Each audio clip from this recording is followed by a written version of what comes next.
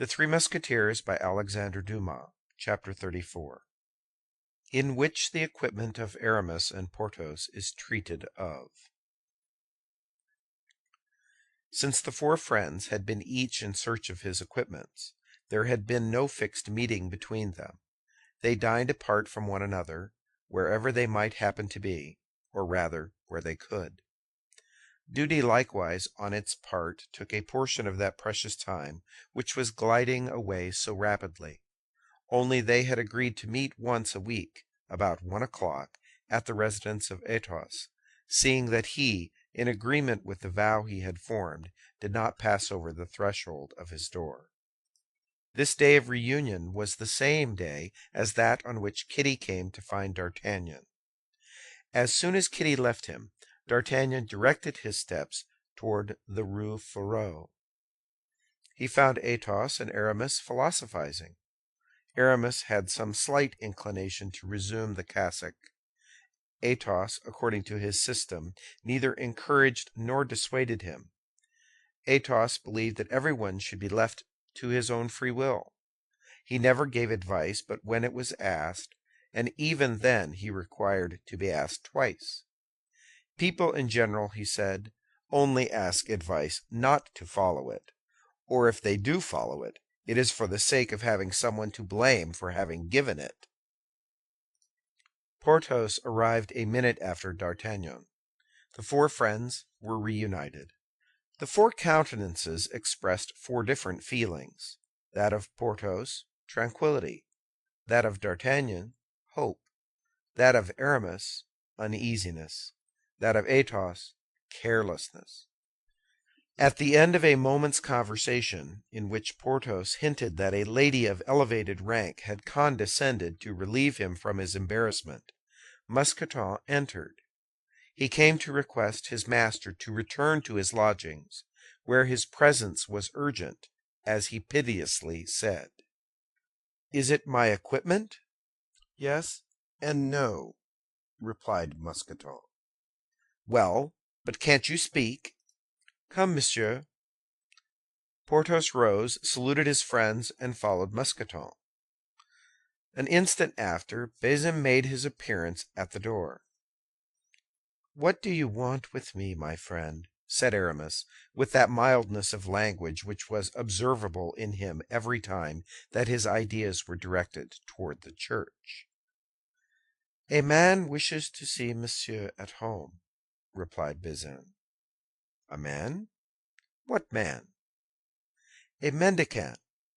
Give him alms, Bazin, and bid him pray for a poor sinner. This mendicant insists upon speaking to you, and pretends that you will be very glad to see him."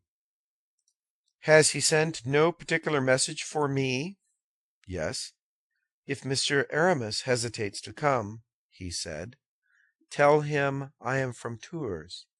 "From Tours!" cried Aramis. "A thousand pardons, gentlemen, but no doubt this man brings me the news I expected." And rising also, he went off at a quick pace. There remained Athos and D'Artagnan. "I believe these fellows have managed their business. What do you think, D'Artagnan?" said Athos. "I know that Porthos was in a fair way," replied D'Artagnan, "and as to Aramis, to tell you the truth, I have never been seriously uneasy on his account. But you, my dear Athos, you who so generously distributed the Englishman's pistoles, which were our legitimate property, what do you mean to do?" "I am satisfied with having killed that fellow, my boy, seeing that it is blessed bread to kill an Englishman. But if I had pocketed his pistoles, they would have weighed me down like a remorse. Go to, my dear Athos, you have truly inconceivable ideas. Let it pass. What do you think of Monsieur de Tréville telling me, when he did me the honor to call upon me yesterday, that you associated with the suspected English, whom the cardinal protects? That is to say, I visit an English woman, the one I named." Oh, the fair woman on whose account I give you advice which naturally you took care not to adopt? I gave you my reasons. Yes, you look there for your outfit, I think you said. Not at all. I have acquired certain knowledge that that woman was concerned in the abduction of Madame Bonacieux. Yes, I understand now. To find one woman, you court another. It is the longest road, but certainly the most amusing. D'Artagnan was on the point of telling Athos all, but one consideration restrained him. Athos was a gentleman, punctilious in points of honor, and there was a plan which our lover had devised for Milady. He was sure certain things that would not obtain the assent of this Puritan. He was therefore silent, and as Athos was the least inquisitive of any man on earth, D'Artagnan's confidence stopped there. We will therefore leave the two friends, who had nothing important to say to each other, and follow Aramis. Upon being informed that the person who wanted to speak to him came from Tours, we have seen with what rapidity the young man followed, or rather went before Bazin. He ran without stopping from the Rue Férou to the Rue Vaugirard. On entering, he found a man of short stature and intelligent eyes, but covered with rags. "You have asked for me?" said the Musketeer.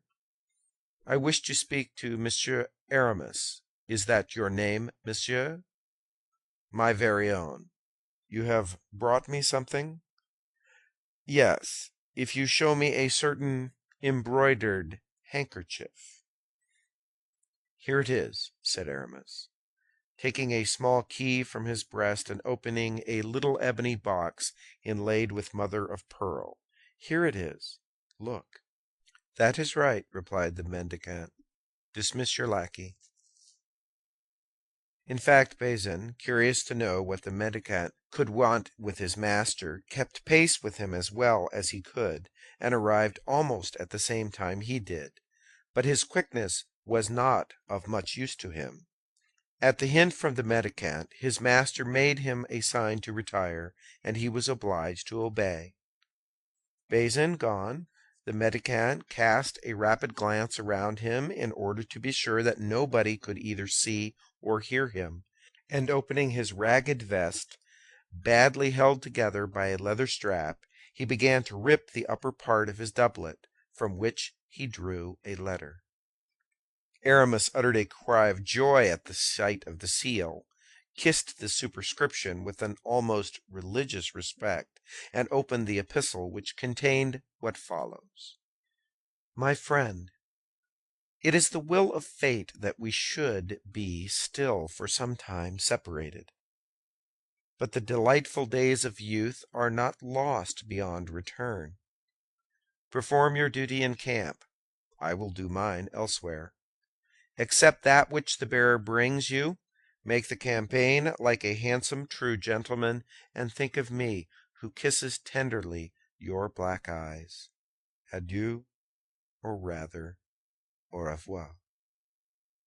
The mendicant continued to rip his garments, and drew from amid his rags 150 Spanish double pistoles, which he laid down on the table.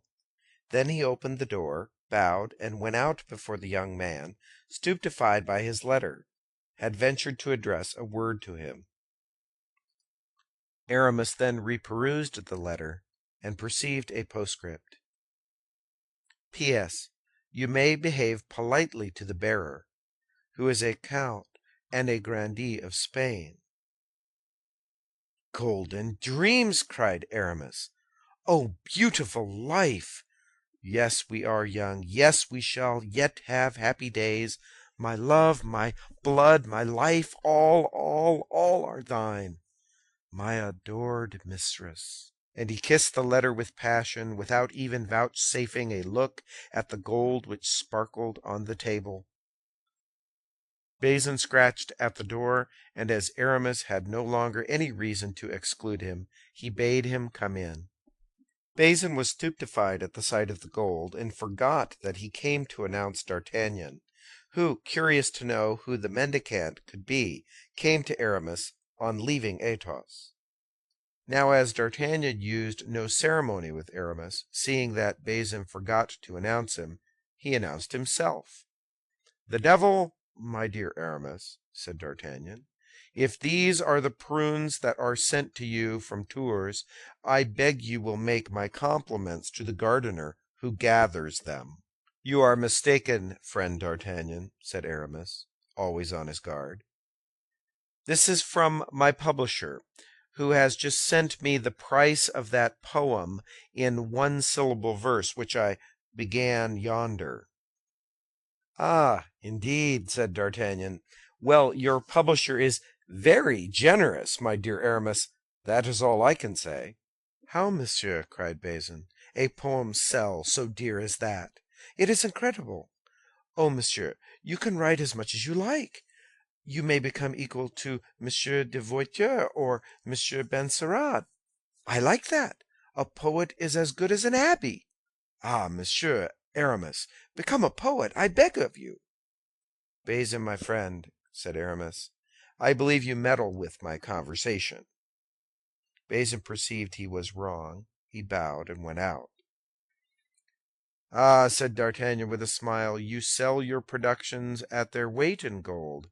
You are very fortunate, my friend, but take care, or you will lose that letter which is peeping from your doublet, and which also comes, no doubt, from your publisher." Aramis blushed to the eyes, crammed in the letter, and rebuttoned his doublet. "My dear D'Artagnan," said he, "if you please, we will join our friends. As I am rich, we will today begin to dine together again, expecting that you will be rich in your turn."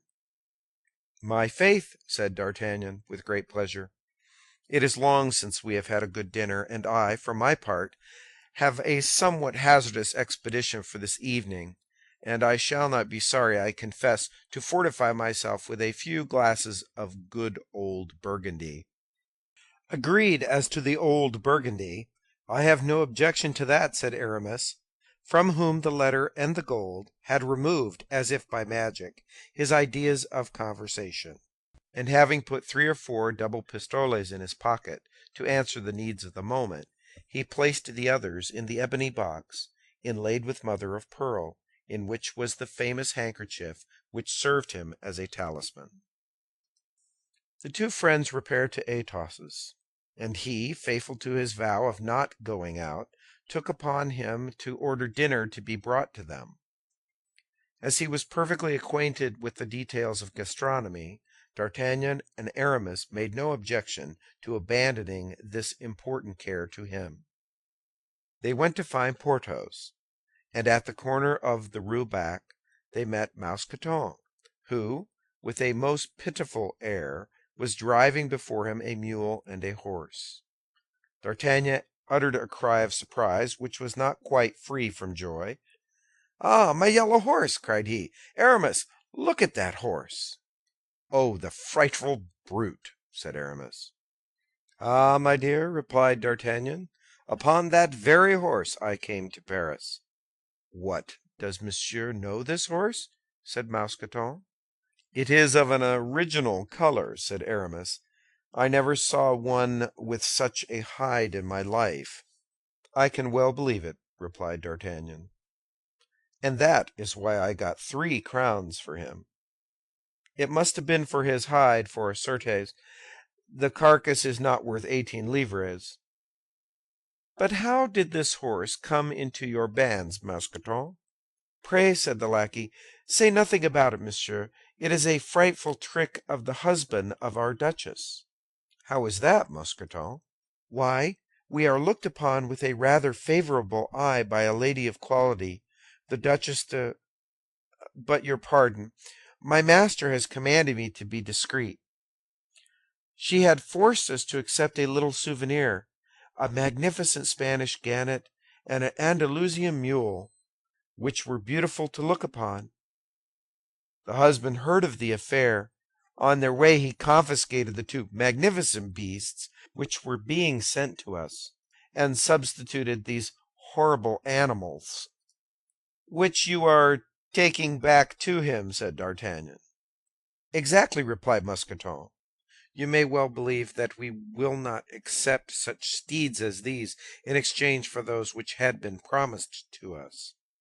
No, pardieu, though I should like to have seen Porthos on my yellow horse. That would give me an idea of how I looked when I arrived in Paris. But don't let us hinder you, Mousqueton. Go and perform your master's orders. Is he at home? Yes, monsieur, said Mousqueton, but in a very ill humor. Get up. He continued his way toward the Quai de Grand Augustin, while the two friends went to ring the bell of the unfortunate Porthos. He, having seen them crossing the yard, took care not to answer, and they rang in vain.